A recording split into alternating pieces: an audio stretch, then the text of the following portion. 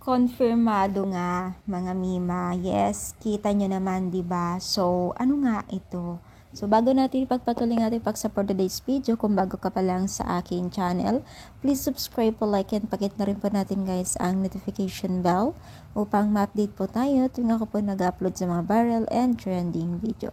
Alam nyo ba guys na itong si Dara ay naging usap-usapan lately, no? Dahil po sa bigla niyang paglobo at pagpakita po sa social media, kasi medyo na matagalan ang pagbibigay ng latest update po ng Team Kalingap kay Dara.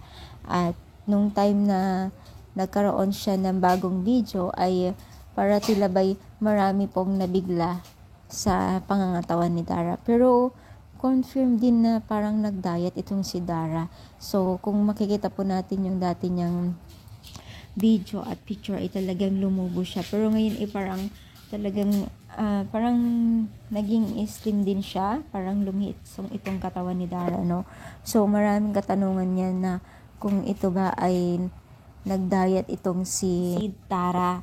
Pero syempre, maraming natuwa din po sa latest update niya kasi syempre, sino ba naman po hindi matutuwa na taga-supporters niya kung ito ay nag-diet, no? So, marami na rin pong nagtatanong kung ito ba ay nag-gym na ba itong si Dara, tila naging slim na rin po siya, no? So, alam niyo ba guys, sino ba naman kasi hindi lulubo sa ganitong katawan kung ang Team Kalingap ay sagana sa pagkain?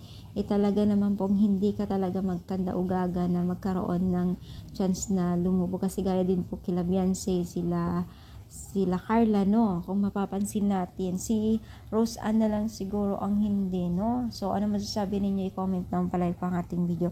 Thank you, and syempre, God bless all guys.